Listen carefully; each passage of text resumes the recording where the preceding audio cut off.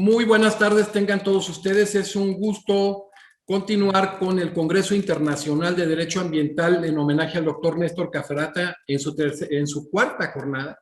Ya estuvo en la inauguración el doctor Ricardo Lorenzetti, el segundo día Néstor Cafferata, Enrique Müller el tercer día, y hoy nos acompaña una extraordinaria jurista, experta en derecho ambiental, la doctora Claudia de Wind, de República Dominicana.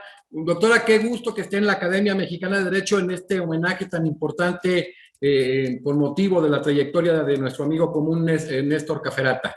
Muchísimas gracias por la invitación, es un placer acompañarles. Gracias. Pues le comentamos que por reunión plenaria nos hemos nombrado como miembros honorarios de la Academia, los que nos da mucho orgullo. La doctora Claudia de Wind es abogada internacional de la República Dominicana, directora ejecutiva del Instituto Interamericano de Justicia y Sostenibilidad, graduada de la Universidad Iberoamericana, doctora en Derecho, con una maestría en Estudios Jurídicos Internacionales de la Escuela de Derecho, profesora de Derecho Ambiental Internacional en reconocidas facultades de Derecho, academias judiciales y del Ministerio Público.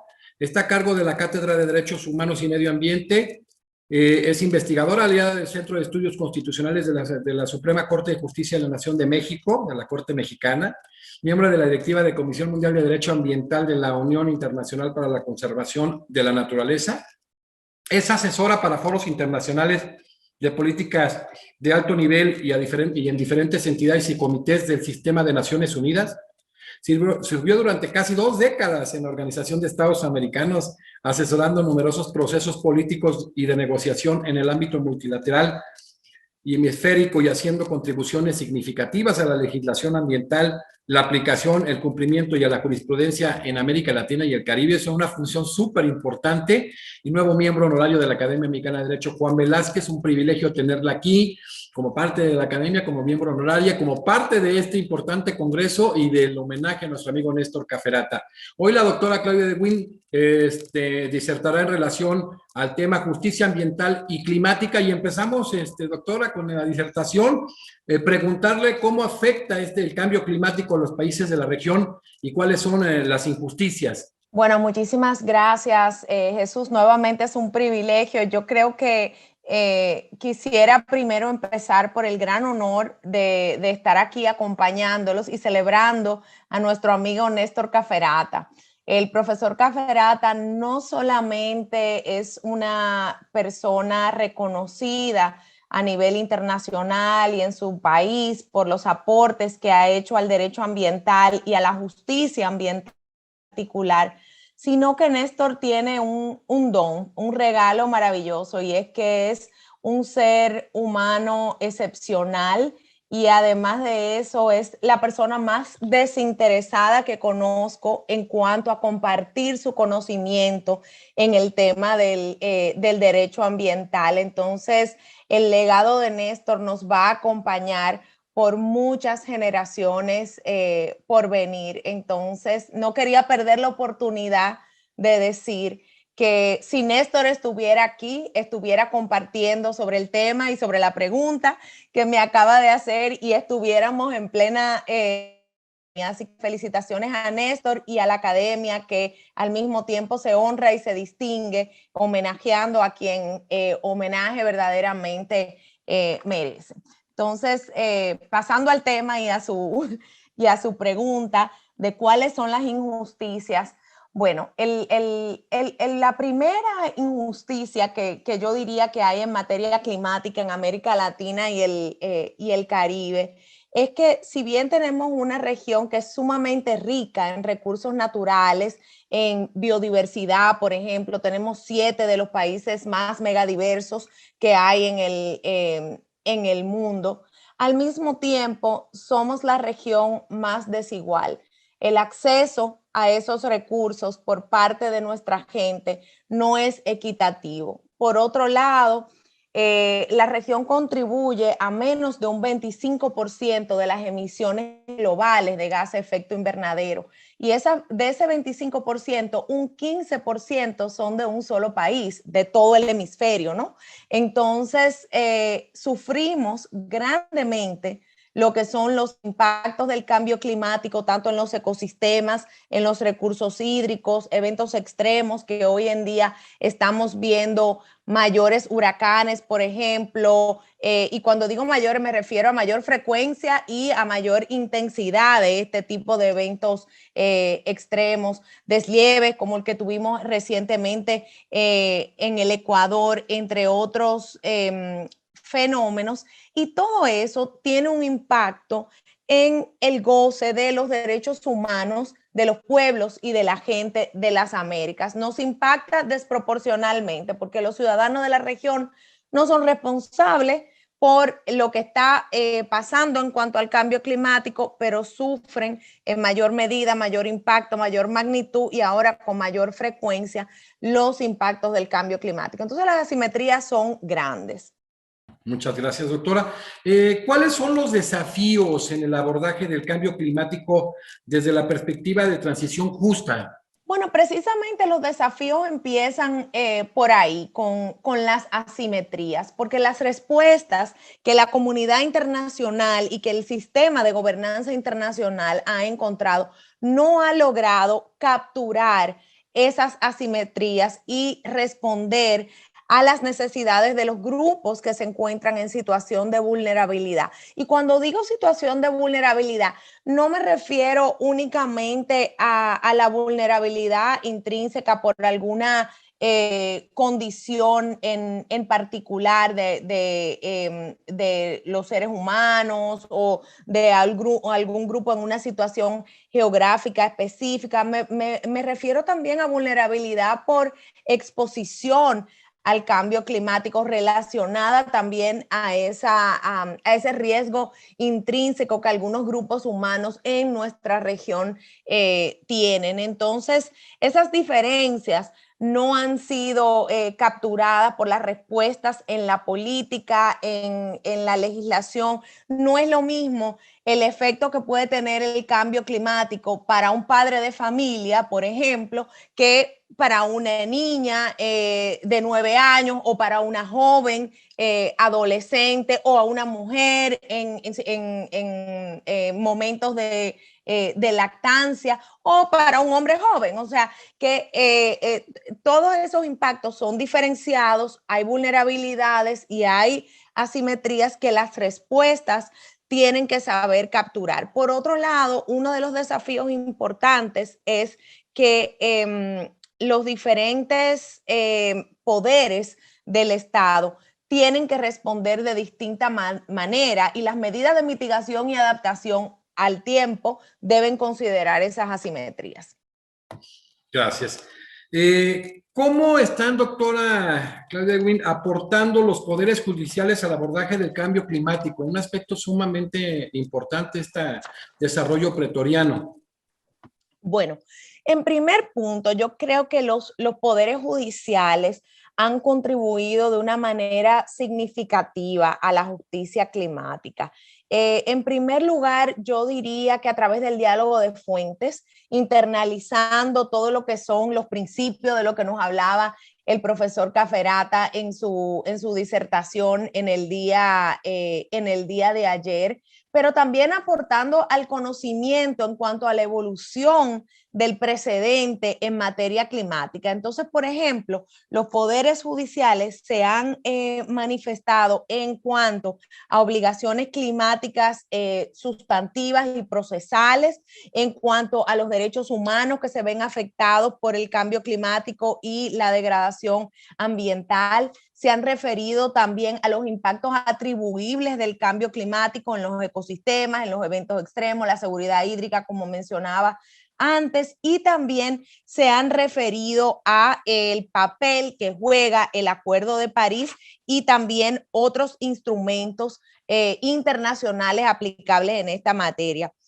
Otra cuestión interesante que nos dicen los holdings o la línea jurisprudencial desde Canadá a Patagonia, y también, por supuesto, desde otras regiones del mundo. No quiero hablar solamente de la nuestra, aunque es la que más me apasiona y con la que más cercanía tengo. pero esos precedentes, la línea jurisprudencial nos ha venido diciendo que hay vínculos entre la mitigación climática y la adaptación con la salud humana y el cumplimiento por parte de los gobiernos o de los estados en el marco del Acuerdo de París, que los límites de la justiciabilidad tienen que ser explorados y que debemos seguir el principio de no causar daño a otras personas ni tampoco a otros países vecinos. También los poderes judiciales nos han dicho que tal vez los emprendimientos que tienen que ver con la explotación de carbono a cielo abierto están en el lugar equivocado y en el tiempo equivocado, porque los desarrollos que apuntan a promover combustibles fósiles no necesariamente son compatibles con los objetivos del Acuerdo de París.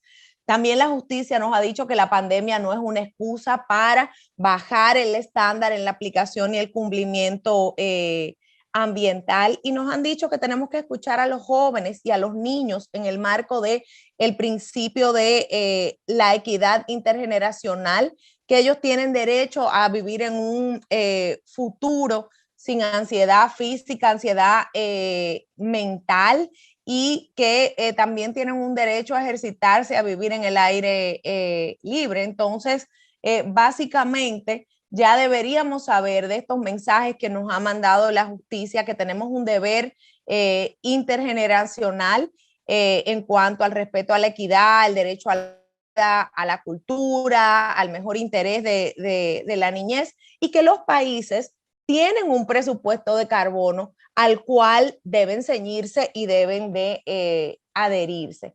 Entonces, en general, yo creo que el legado de la justicia, y esto es en gran parte algo que el profesor Cafferata también ha trabajado, se ha centrado en darle significado a este concepto de lo que es la justicia climática, el derecho de vivir en un planeta donde el sistema climático está libre de interferencias del ser humano que sean peligrosas para nosotros mismos, pero también para el ecosistema de una manera integral, y en el que las cargas y los beneficios del ambiente puedan ser distribuidos equitativamente.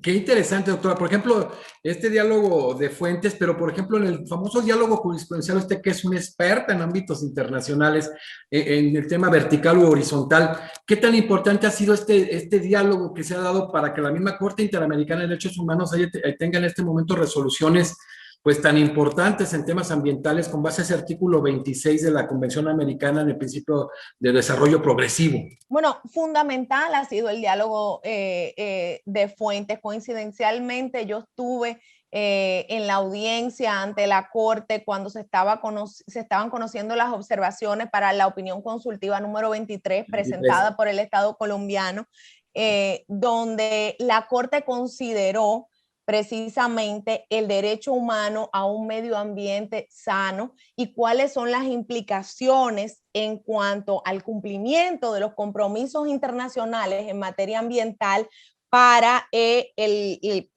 valga la redundancia, el cumplimiento de los compromisos en la Convención Americana en cuanto a los derechos humanos. Y en esa línea se determinó que el derecho a un medio ambiente sano es un derecho autónomo, y que los principios que ya han sido establecidos y que han sido internalizados a través del derecho internacional, como el principio precautorio, lo que tiene que ver con el principio 10, los derechos de acceso, son todos principios fundamentales para el desarrollo sostenible y para esa progresividad que tú bien mencionabas, Jesús, y esto ha aportado a la justiciabilidad del derecho a un medio ambiente sano. A partir de esa opinión consultiva 23 se abrió la puerta para que pueda la Corte conocer casos con relación al derecho a un medio ambiente sano, con relación al cambio climático en sus funciones contenciosas.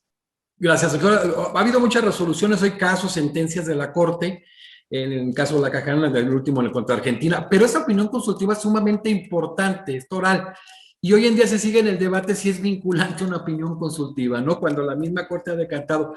Qué importante es que se tenga la referencia y que verdaderamente se vincule con relación a esta opinión consultiva tan importante en la materia. Bueno, yo creo que hay dos cuestiones aquí. Las opiniones consultivas son eso, opiniones consultivas. Nos guían. Ayer yo escuchaba la disertación de Néstor y me tengo que referir porque de nuevo es nuestro gran maestro en el derecho ambiental y a quien estamos homenajeando aquí, y él decía que los valores nos llevan de la mano y que por otro lado los principios nos guían. Entonces la opinión consultiva precisamente es la forma y es la facultad que tiene la Corte de sentar lineamientos, sentar principios y sentar una guía que refleje esos valores comunes que hay detrás. Entonces, ¿es vinculante o no es vinculante? Es consultiva. Entonces, es una guía. Pero a partir de ahí, cuando la Corte se pronuncia, tenemos que tener en cuenta el valor que también tiene la costumbre en el derecho internacional. La costumbre hace derecho. Estas cuestiones van pasando a ser precedente y cada país que es miembro del sistema le da un valor distinto a la jurisprudencia de la Corte y lo que emana del sistema. En el caso de México, por ejemplo, después de la reforma de derechos humanos, tenemos una resolución de la Corte que hace las decisiones de la Corte Suprema, que hace las decisiones de la Corte Interamericana vinculantes o que tengan un carácter mucho más fuerte para México, sin importar quiénes sean las partes. Entonces, eso va permeando a la justicia en los países y sobre todo lo hemos estado viendo en materia climática, en los impactos que tienen que ver con la seguridad hídrica, donde los poderes judiciales han ido considerando el papel que tiene el ciclo hidrológico, el ciclo de los ecosistemas en garantizar los derechos humanos y el derecho humano a un medio ambiente sano, en particular en el contexto de la crisis climática, por supuesto.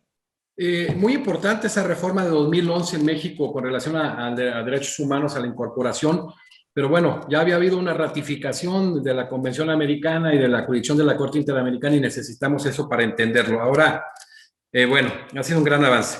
Doctora, ¿cómo debería ser la respuesta precisamente ahora porque ha abordado todos estos temas al desafío climático? Bueno, esa es una pregunta sumamente compleja, pero también muy, muy interesante y que me da la oportunidad de decir que tenemos que poner nuestras democracias a trabajar. Y cuando digo tenemos, lo que quiero decir es que esto es un problema compartido, no es un problema que es un problema del Estado, es un problema que es de la ciudadanía, es una crisis que afecta al sector privado también. Hemos visto, por ejemplo, cuando tenemos estos eventos extremos, cómo suben los precios de los combustibles, cómo se afectan las cadenas de los suministros. O sea, esto es algo que al final del día nos está afectando a todos y todos somos parte del Estado social y democrático del derecho. Entonces, por ejemplo, el convenio marco de cambio climático establece obligaciones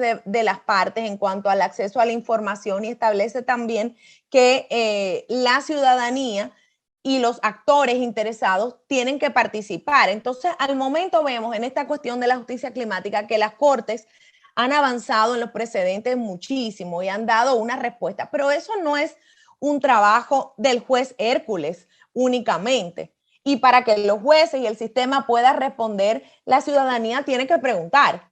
Tenemos que llevarle el caso a la Corte para que los parlamentos o nuestros legisladores puedan trabajar en las reformas jurídicas que se necesitan para responder al desafío climático. Tienen que escuchar a sus constituyentes también y cómo esas asimetrías que mencionaba al principio de nuestra conversación les están afectando. El Ejecutivo en su labor de fiscalización también tiene un sinnúmero de responsabilidades. El sector privado, por otro lado, yo creo que hay una tendencia desde el activismo verde a ver al sector privado como un enemigo, cuando realmente el sector privado tiene el capital, tiene el interés de que estas situaciones no sigan afectando la prosperidad económica y puede ser un gran aliado. Entonces tenemos que poner a nuestras democracias a funcionar y a trabajar para la garantía de los derechos humanos de todos, del derecho humano a un medio ambiente sano, que incluye de nuevo el derecho a un sistema climático en el que todos podamos habitar y vivir bien. Muchas gracias. Y qué importante, pues, aquí cuando se da a veces la omisión por inconstitucionalidad o ahora con inconvencionalidad en estos temas, en esa atención que se da a democracia, constitucionalismo, la función del Poder Judicial.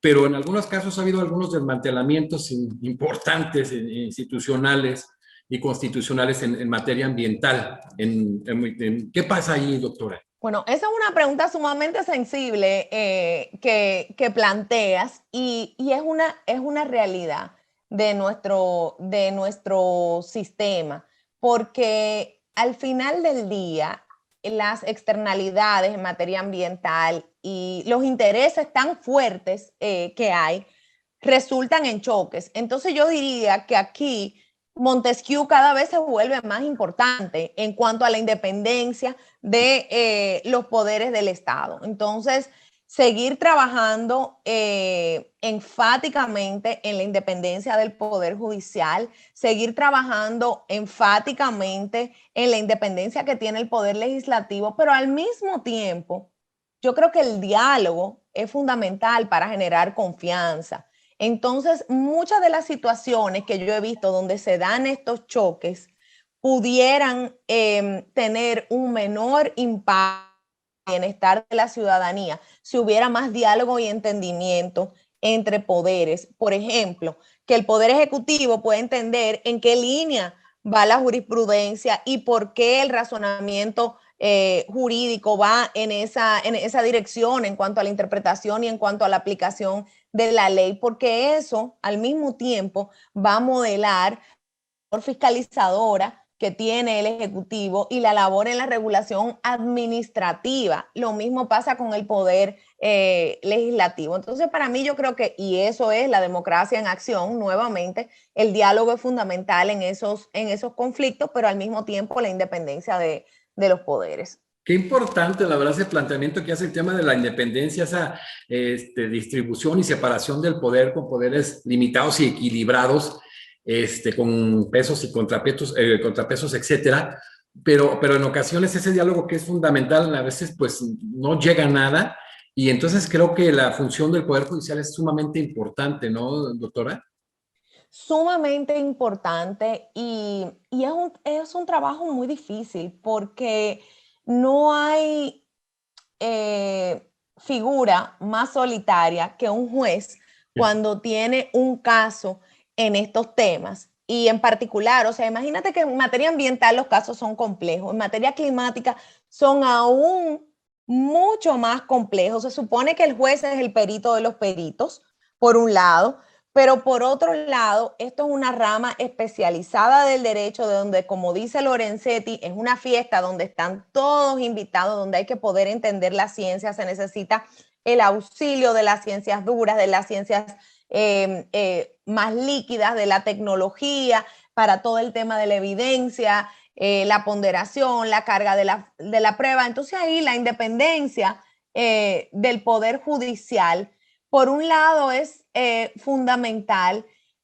pero también el juez tiene que poder asegurarse de que cuenta con las herramientas y que tiene el conocimiento especializado para poder dirimir los conflictos que se presentan en este tipo de casos y en este tipo de cuestión. Y siempre va a haber algún interés sacrificado. No podemos olvidar que la justicia no es un remedio ni una solución perfecta.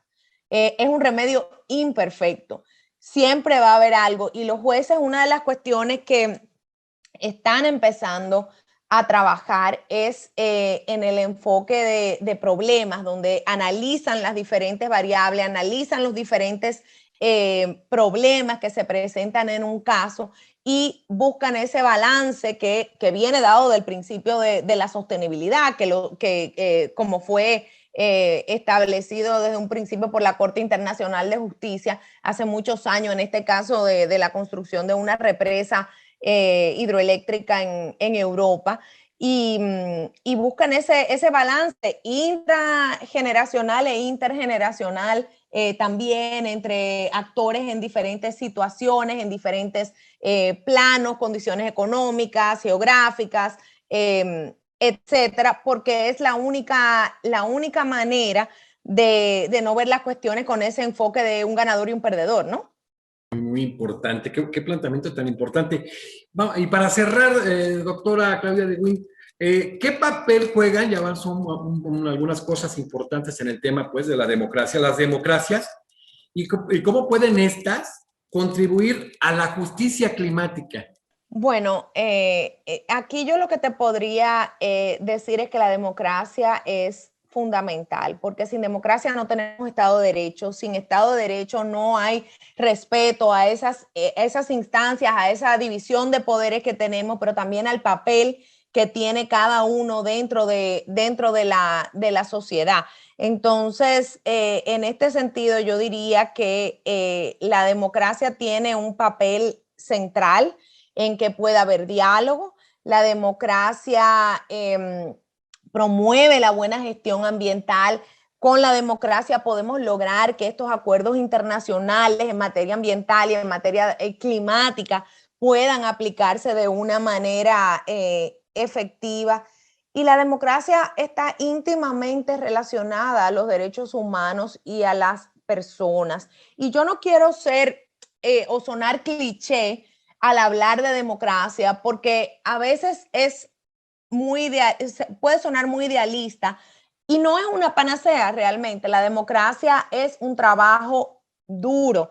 Hay una activista ambiental, Wangari Maathai, que en África, que respeto y admiro mucho. Y una de las cosas que ella mencionó o que ella dijo, es que los derechos humanos no son algo que te sirven en un banquete, en una mesa para que los disfrutes. Son cosas por las que tenemos que trabajar fuertemente para hacerlas realidad. Y donde hay derechos también hay obligaciones. Y dentro de la democracia, todas esas obligaciones de los diferentes actores hacen sentido. Doctora, qué importante en el tema de la democracia es precisamente la efectividad de los derechos humanos.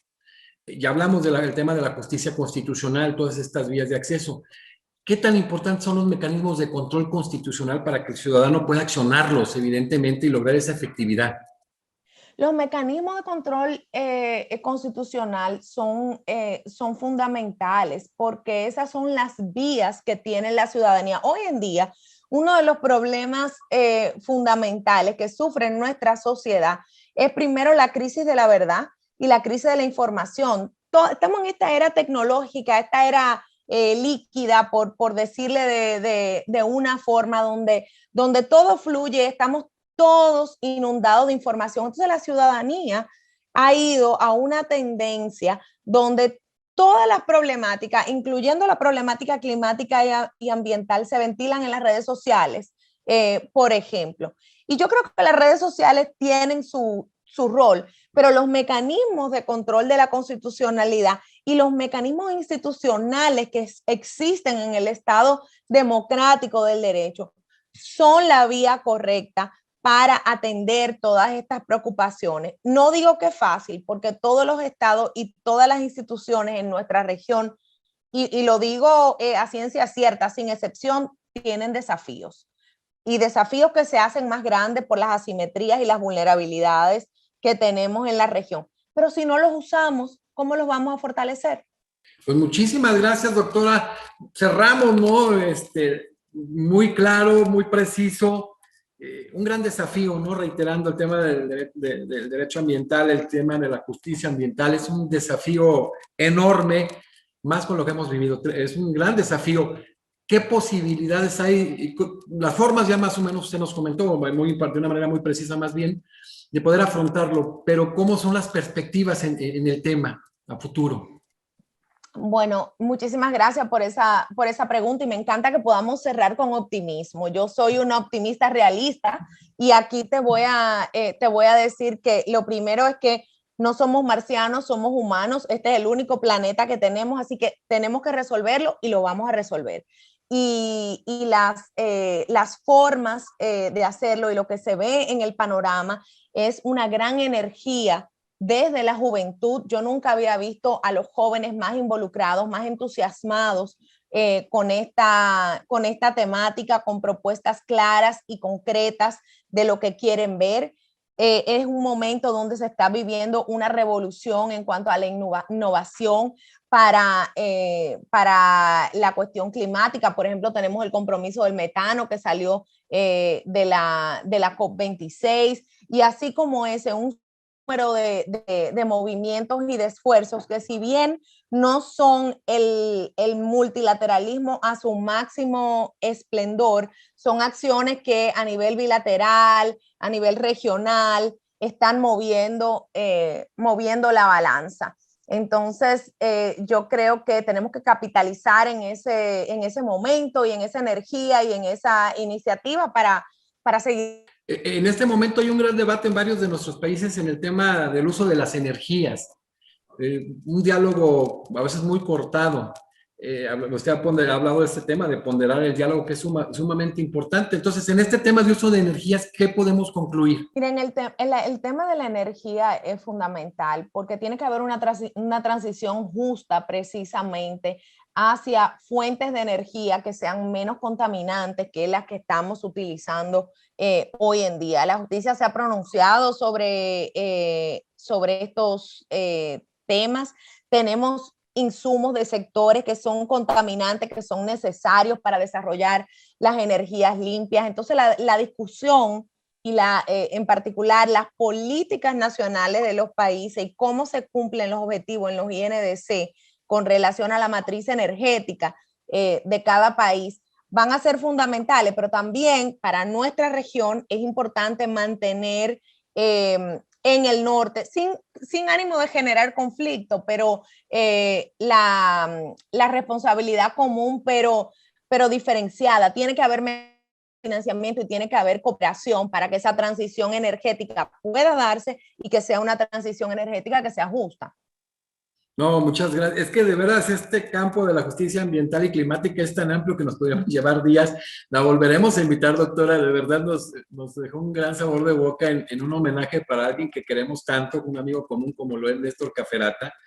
Yo creo que van a quedar muchas cosas pendientes, se vienen un sinnúmero de preguntas y veremos sus tiempos para que pueda estar de nuevo con nosotros en el cierre. Y agradecerle, ¿no? Ahora como miembro honoraria de nuestra academia, a la doctora Claudia de Guin, abogada internacional de República Dominicana, directora ejecutiva del Instituto Interamericano de Justicia y Sostenibilidad, graduada en la Universidad Iberoamericana con una maestría en estudios jurídicos internacionales de la Escuela de Derecho, evidentemente de la American University, con un certificado de negociaciones de la Escuela de Derecho de la Universidad de Harvard, profesora de Derecho Ambiental Internacional en reconocidas universidades, academias judiciales y Ministerio Público, a cargo de la Cátedra de Derechos Humanos y Medio Ambiente de la Facultad de Derecho de Washington College of Law. No, hombre, un sinnúmero de cosas. Es un lujo como cada uno de los expositores que hemos tenido en la academia, que siempre hemos buscado tener en cada área de expertise a la gente más brillante. De verdad, doctora Claudia de Guin, ha sido riquísimo tenerla aquí, maravilloso. Qué gusto tenerla aquí con nosotros y bueno, con el compromiso de volverla a tener. Bueno, muchísimas gracias.